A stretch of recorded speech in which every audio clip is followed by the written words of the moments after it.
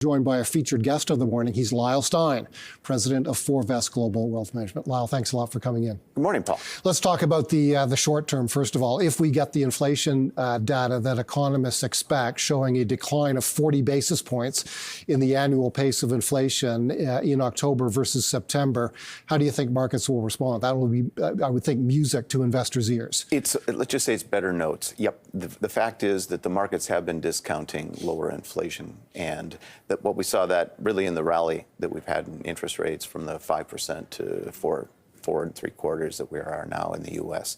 But I think it's the right signal, and the issue will be 3 is a nice handle, but can it get to 2? Because that's the ultimate Fed target, and it's always the hardest part, those last 1%. Right. Do you think it's the most difficult part of the journey down is that last 1.3%? I think so. And you looked at your headline news this morning with respect to the auto workers rejecting contracts. Right.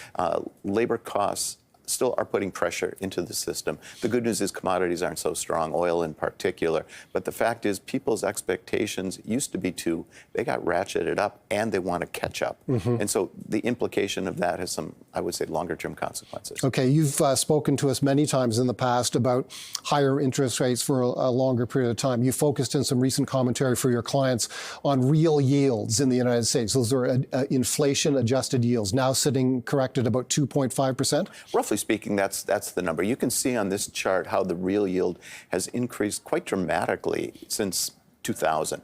And we got used to negative real yields. You know, we were getting mortgages at 2.5%. Lenders were not making money that would compensate them for changing inflation and, frankly, for the risk associated with investing. And now investors are starting to say, we want to be compensated.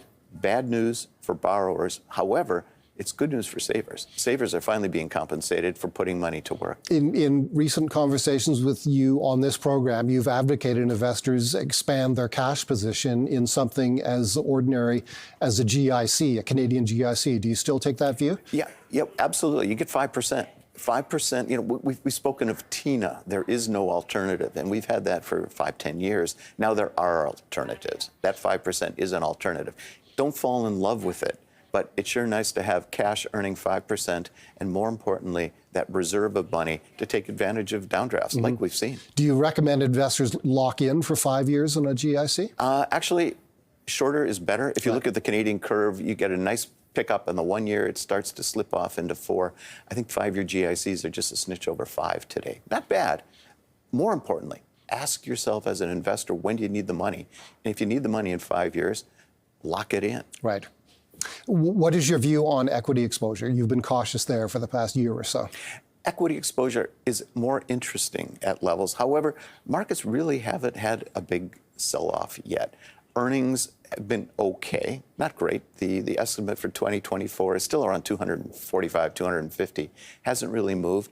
Interest rates were higher. They're still higher than they've been on average, and we still haven't got to grips with the fact that 5% could be with us for a while. And what does that mean longer term to the performance of stocks? Longer term, stocks are the alternative to bonds, and cash is the other alternative. 5% yield on bonds is the equivalent of a 20% earnings yield. Just take 5 over 100 and 1/20th.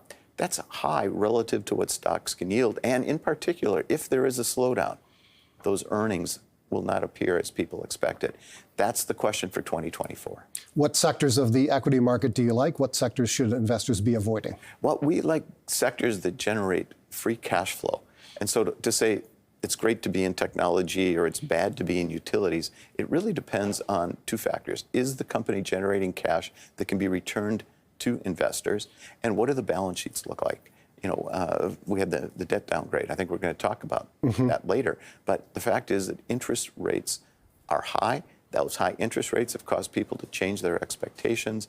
And therefore, as you look forward, the certainty of cash flow, whether it comes from a GIC, whether it comes in the form of a dividend or whether it comes with high certainty earnings, is what people should be looking at. Or share buybacks? Share buybacks are exactly the same thing. Do you like the energy sector in that regard? It's becoming a big story. Obviously, the increase of dividends, the issuance of special dividends, and buying back shares. It's our It's our greatest equity sector exposure at this point for Forvest Canada clients. I think that's a really important thing. People are panicking about oil no longer being at $90 but $77. These companies are generating oodles and boodles of cash flow. And as one commentator has said quite often, these companies could buy all their shares back in 3 to 4 years. I think you think about that, it's mind-boggling.